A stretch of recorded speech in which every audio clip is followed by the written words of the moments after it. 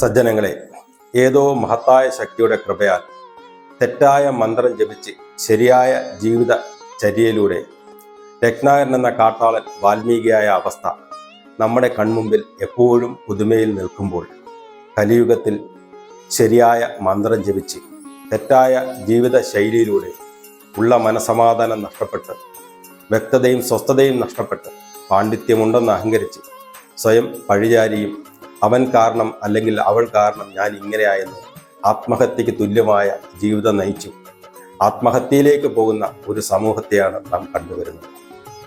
എവിടെയാണ് നമുക്ക് മൂല്യച്യുതി സംഭവിച്ചത്?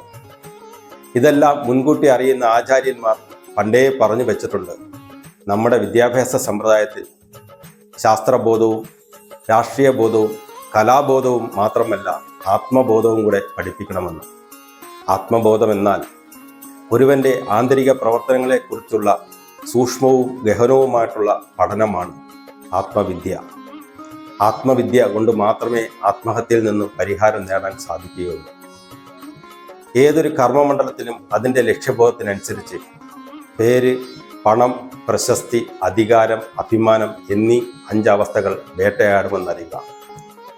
ഈ അവസ്ഥയിൽ നിന്നും രക്ഷപ്പെട്ട് ലക്ഷ്യബോധത്തിലെത്തണമെങ്കിൽ ജീവന്റെ രഹസ്യമറിയുന്ന, ഗുപ്തയോഗ രഹസ്യമറിയുന്ന ഗുരുവിൻ്റെ കാരുണ്യം വേണമെന്നറിയുക.